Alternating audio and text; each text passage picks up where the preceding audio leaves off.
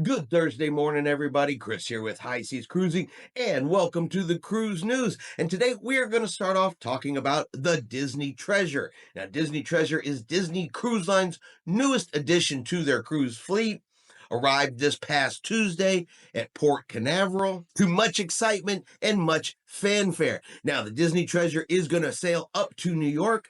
That is where the official christening is going to take place before she begins her maiden voyage on December the 21st.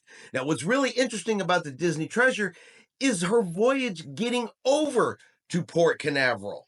And what was unique about the Disney Treasure's transatlantic sailing was the fact that the very first 4 passengers on board the ship, well, they weren't paying passengers. They were 4 people that were rescued from a sinking catamaran back on November the 10th. There was a 50-foot catamaran called the Serenity, began taking on water about 230 miles off the coast of Bermuda. The Coast Guard was contacted. The Coast Guard reached out to other ships in the area. The Disney Treasure was the closest cruise ship, about 80 miles away. Now, we do have a short video clip from one of Disney Treasure's lifeboats going out there to rescue the 4 people off the catamaran, and I'm going to go ahead and show that to you now. At 6, the Disney Treasure cruise ship comes to the rescue of 4 people stranded on a sinking catamaran more than 200 miles off the coast of Bermuda.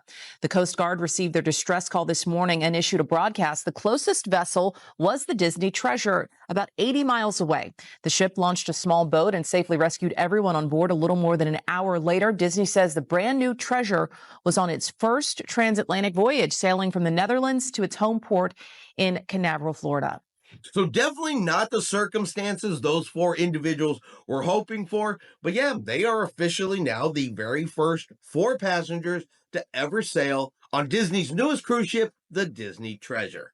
And finally, one more Disney Treasure story, because Disney Treasure has been in the news quite a bit this week. They have named who is going to be the godparent of the ship, named in the christening ceremony. Now, normally when they pick a godparent for a cruise ship, it's one person. A lot of times it is a celebrity, but Disney, they kind of like to buck that tradition a little bit. Now, this is something we saw in 2022 when they named the godchildren of the Disney Wish all Make-A-Wish children. And they are doing it again, this time for the Disney Treasure, by naming 2,000 of the Walt Disney Company Imagineers as godparents of the Disney Treasure. And Imagineers, they're the ones that think it up. They create it. They come up with it. If you're looking at theming and design and how it all ties to Disney products, that is all done by the Imagineers. And yep, they're going to be the godparents of the Disney Treasure.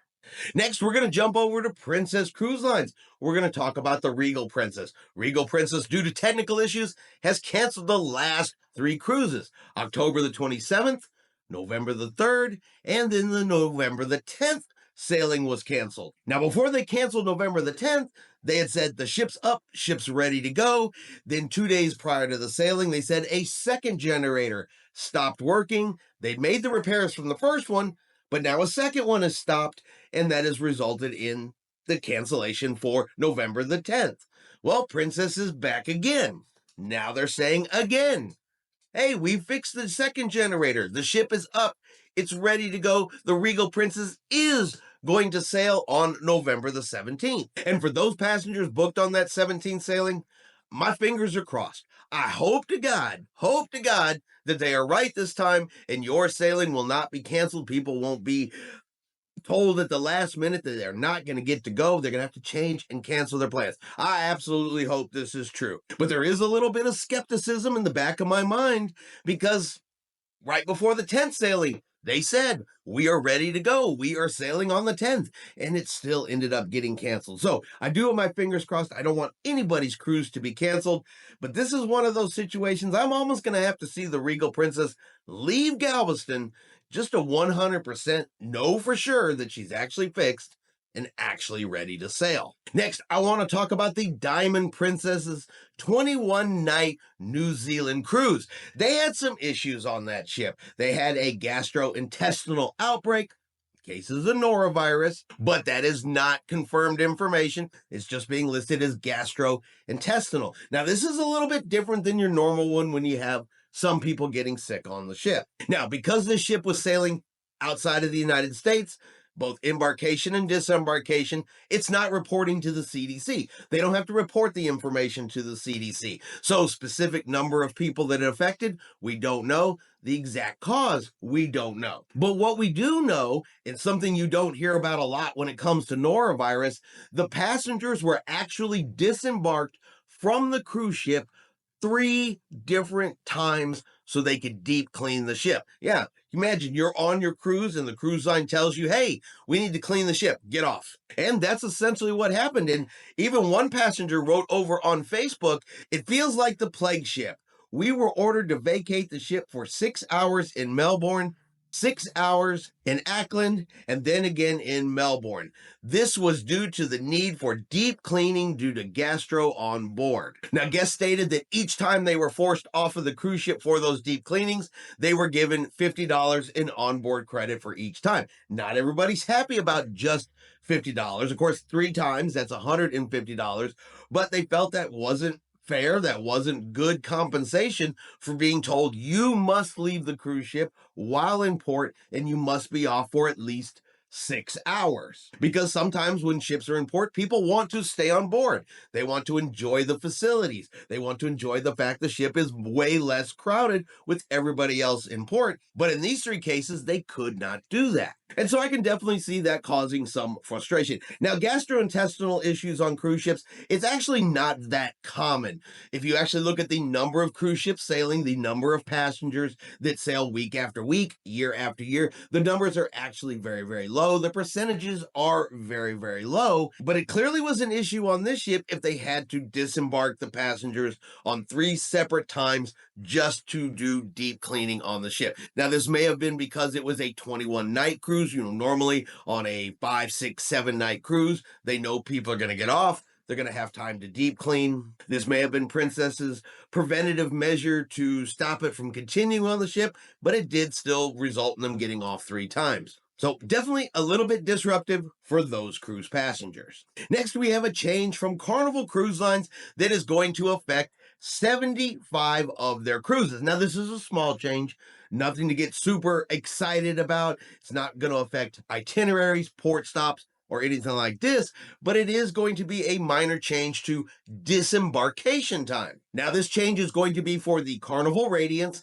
sailing out of Long Beach, starting on cruises after December the 15th here in 2024, and it is going to affect 3 and 4-night cruises. And the small change is instead of arriving back in Long Beach at 7 a.m., they are going to arrive back in Long Beach at 8 a.m. So cruisers are going to get 1 additional hour of cruising. Now, like I said, that's a really small change. You're just going to get an extra hour of cruising. The people that it can affect, the people that do need to pay attention to this minor itinerary change, are those people that believe that they need to book their airline flights as early as humanly possible. If you've been on a cruise, I see it all the time when we cruise. There's always at least one person who's trying to get to the very front of the line, telling crew members, look, I got to get off. I'm going to miss my flight. I've got to hurry. I'm going to miss my flight. And that's because they try to book as early as possible and don't give themselves a window to allow things to happen, which a lot of times they do. So if you are that person that books that flight as early as possible, thinking that your ship's going to be there and ready to go at 7 a.m., that's been moved to 8 a.m. And those people may have to make some changes to their flight arrangements. Now, if you follow the typical rule and say, well, I give myself a couple hours, I try not to book a flight till, let's say, at the earliest, maybe 11:30 noon, you're going to be just fine. But if you're that person pushing to the front of the disembarkation line, going, I have to go, I'm going to miss my flight, these changes may make you miss your flight. And finally, we're going to talk about Haiti, because there's some problems brewing in Haiti that honestly I think cruise passengers need to be aware of. See, earlier this week, 3 airplanes, commercial airliners landing in Haiti, they were hit by gunfire. Can you imagine? You're on a commercial airliner landing at an airport and somebody is shooting at your airplane. And there's videos and pictures out there from a Spirit Airlines airplane that, yeah, it had bullet holes in it. You could see them inside the cabin where there were passengers. And because of this, the FAA has banned all flights to Haiti for the next 30 days. Now, since that incident, Royal Caribbean has come out because they are the ones that do sail to Haiti to their private island destination of Labadee, and they have said they are going to continue to sail there. They're going to continue to go to that port stop. They say Labadee is a walled off exclusive beach area. It is in the northern peninsula of Haiti, and it is 130 miles away from the capital. Since they have returned to Haiti, because they just started going back there in October, there have been no incidences with any of the cruise passengers there at the private beach area. So while this did happen at the airport, this did happen with airplanes, none of this has affected the beach area or the port stop there in Labadee or cruise passengers. And at the same time, Royal Caribbean says they are aware of the situation, they are monitoring the situation, and of course, the safety of the passengers, the crew, and the ship will always come first. Now, of course, cruisers, they are split on the situation. There's two different opinions going on when it comes to whether or not Royal Caribbean should continue to sail to Labadee. You have the one side that say, hey, Royal Caribbean is playing with fire. That if these people are willing to shoot at airplanes when they land, what's to stop them from getting on boats or any other type of vessel coming around to that part of the island and shooting at cruise ships and cruise ship passengers? Passengers saying they have always felt safe there at Labadee, but have also said that they don't want to be the first cruise or the first cruise passenger to have a particular issue. And then you have cruise passengers who say, hey, I am really looking forward to going to Labadee. I am looking forward to that particular port stop. I am not worried and I am not concerned. No matter which side you fall on, Royal Caribbean is watching the situation. If it does become unsafe, they are going to pull their ships from the area. They've already done it once this year. So I don't believe they are putting cruise passengers' life at risk by continuing their port stops. They have done some reduction in excursions that are available.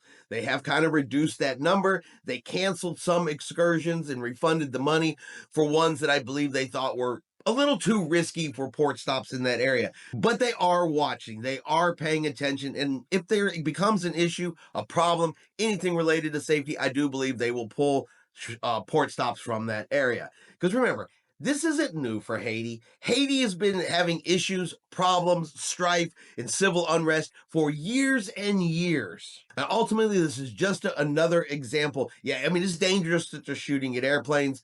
Right now, it's 130 miles away. Hopefully, it stays away. The walls around Labadee keep those bad people out, keep cruise passengers safe. But what do you guys think? Would you go to Labadee, Haiti? Do you think it is safe for cruise ships to go there? Or would you prefer to skip that and go somewhere else due to this most recent incident?